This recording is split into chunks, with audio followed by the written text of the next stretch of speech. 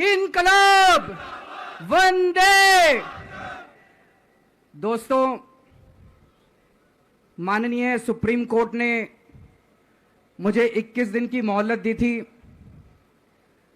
मैं तहे दिल से सुप्रीम कोर्ट का शुक्रिया अदा करना चाहता हूं, बहुत बहुत। उन्होंने चुनाव प्रचार करने के लिए मुझे ये मोहलत दी थी। 21 दिन कल पूरे हुए। अब यहां से मैं सीधा तिहाड़ जा रहा हूं। ये 21 दिन मेरे लिए बहुत विस्मरणीय है। मैंने एक भी मिनट खराब नहीं किया। रात दिन 24 घंटे देश को बचाने के लिए प्रचार किया है। केवल आम आदमी पार्टी के लिए प्रचार नहीं किया, सारी पार्टियों के लिए प्रचार किया। बंबई भी गया, भिवंडी भी गया, हरियाणा भी गया, उत्तर प्रदेश भी गया, पंजाब भी गया, जमशेदपुर भी गया। जहां मौका मिला, जहां जिसने बुलाया, उसी के लिए प्रचार करने के लिए गया, देश बचाने के लिए। मेरे सामने देश था। आम आदमी पार्टी इंपॉर्टेंट नहीं है, आम आदमी पार्टी सेकेंडरी है, पहली हमारे लिए देश है। तो मैं दिल्ली के लोगों को कहना चाहता हूं, आज आपका बेटा दोबारा जेल जा रहा है, इसलिए नहीं कि मैंने कोई भ्रष्टाचार किया है, इसलिए कि मैंने तानाशाही के खिलाफ आवाज उठाने की जरूरत की है। इस प्रचार के दौरान एक सबसे बढ़िया बात यह हुई कि सारे देश के सामने प्रधानमंत्री श्री नरेंद्र मोदी जी ने यह कबूल किया कि उनके पास मेरे खिलाफ रत्ती भर भी सबूत नहीं है। हम कहते थे ना, जब भी हमसे पूछा जाता था कि भाई ये कह रहे हैं 100 करोड़ रिश्वत ली, 100 करोड़ रिश्वत ली, वो 100 करोड़ कहां गया? 500 से ज्यादा जगह तुमने रेड मार ली, कहीं चवन्नी मिली हो, अठन्नी मिली हो, 1 रुपया मिला हो, कहीं हमने खर्च किया हो, कहीं कैश पड़ा हो, कहीं लॉकर में मिला हो, कहीं स्विस बैंक में मिला, कहीं चवन्नी नहीं मिली, तो पैसा कहां गया? तो एक टीवी चैनल के इंटरव्यू में उस टीवी वाले ने मोदी जी से पूछा कि प्रधानमंत्री जी, ये केजरीवाल चारों तरफ कहता घूम रहा है कि आपके पास उसके खिलाफ कोई सबूत नहीं है, आपके पास उसके खिलाफ कोई रिकवरी नहीं है, फिर आपने उसको गिरफ्तार कैसे कर रखा है? पता है प्रधानमंत्री जी ने क्या कहा? प्रधानमंत्री जी कहते हैं, मैं मानता हूं कि केजरीवाल के खिलाफ कोई सबूत नहीं है, मैं मानता हूं कि केजरीवाल के खिलाफ कोई रिकवरी नहीं है, क्योंकि केजरीवाल अनुभवी चोर है। चलो मान लिया मैं अनुभवी चोर हूं, तुम्हारे पास सबूत तो नहीं है, तुम्हारे पास रिकवरी तो नहीं है, तो यूं ही डाल दिया मेरे को जेल में, बिना सबूत के डाल दिया मेरे को जेल में, बिना रिकवरी के डाल दिया जेल में। देश के इतिहास में 75 साल में सबसे ज्यादा बहुमत से आई हुई सरकार है। एक बार 70 में से 67 सीट, दूसरी बार 70 में से 62 सीट, 55% से ज्यादा वोट शेयर। इतने भारी बहुमत वाली सरकार के मुख्यमंत्री को आपने बिना सबूत के जेल में डाल दिया। यही तो तानाशाही है कि जिसका मन करेगा मैं उसी को जेल में डाल दूंगा, जिसका मन करेगा उसी को जेल में डाल दूंगा। और पूरे देश को मैसेज दे दिया कि अगर मैंने केजरीवाल को फर्जी केस में जेल में डाल दिया तो तुम्हारी तो औकात ही क्या है, किसी को भी पकड़ के जेल में डाल दूंगा। इसी तानाशाही के खिलाफ लड़ रहा हूं मैं, और इस किस्म की तानाशाही अपने देश को बर्दाश्त नहीं है।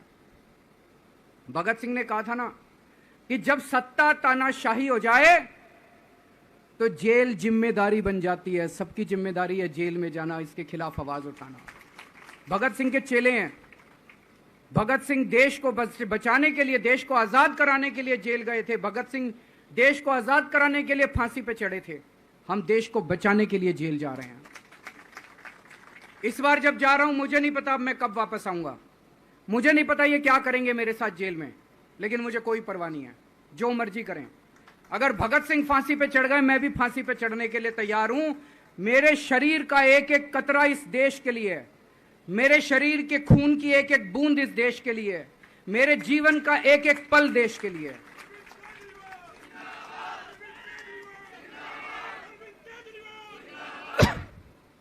अभी मैं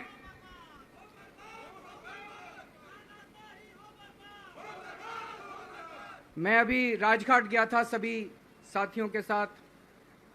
महात्मा गांधी की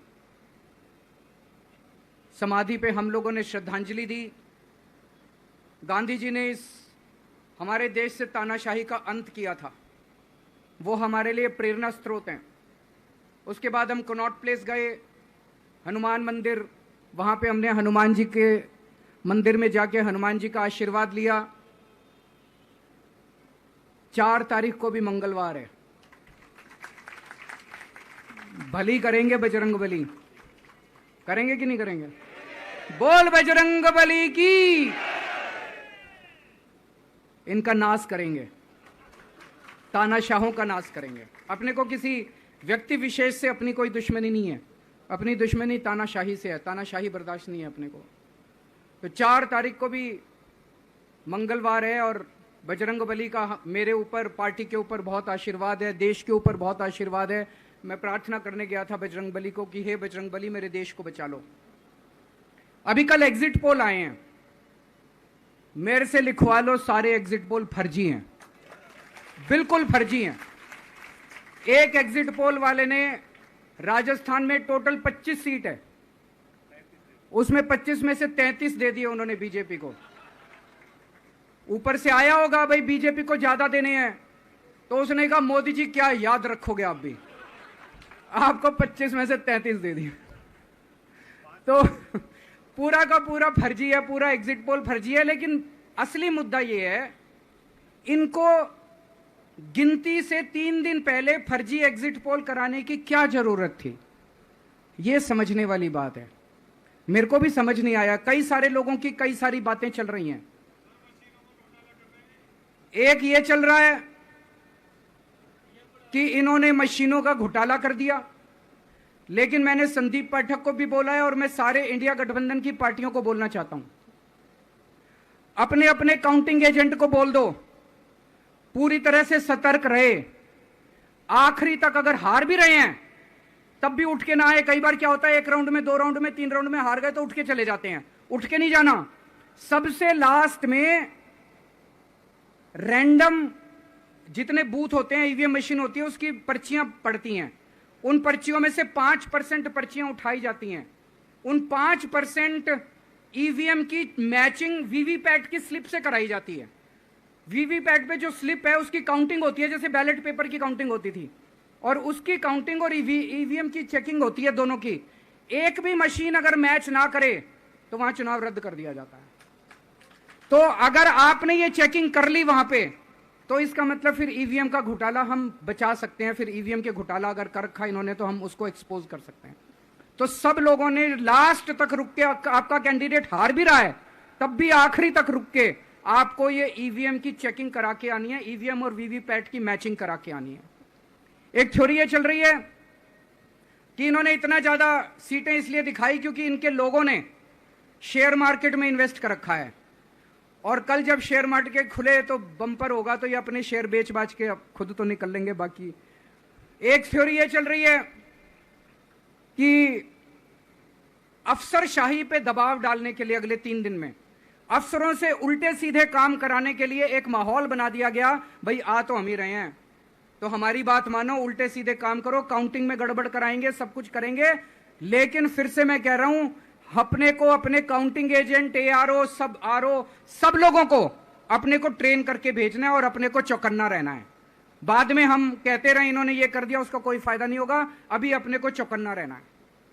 एक थ्योरी ये चल रही है कि अगर इन्होंने कल ही कम सीट दिखा दी होती एग्जिट पोल वालों ने, तो हो सकता है कि इन दोनों के खिलाफ आरएसएस में और बीजेपी में कल ही बगावत शुरू हो जाती। 4 तारीख तक इंतजार ही नहीं होता, हो सकता है।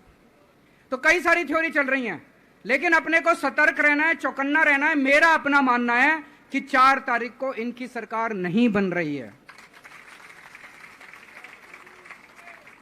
ये एग्जिट पोल से घबराने की जरूरत ही नहीं है। माइंड गेम है इनका, माइंड गेम खेल रहे हैं।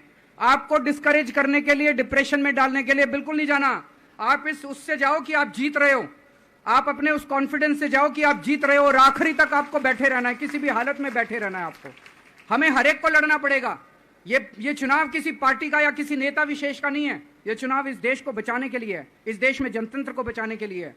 जिसके लिए भगत सिंह, गांधी जी सब लोग लड़े थे, वही माहौल आज है। जिस तरह से हमने अंग्रेजों को हटाया था, आज इस सत्ता को अपने को हटाना है। तो मैं सभी आप सब लोगों का, सभी साथियों का बहुत बहुत शुक्रिया अदा करना चाहता हूं। बहुत साथ मिला आप लोगों का इन 21 दिनों में। अब जब भी मैं लौट के आऊंगा फिर मिलेंगे आप लोगों से। तब तक के लिए अलविदा।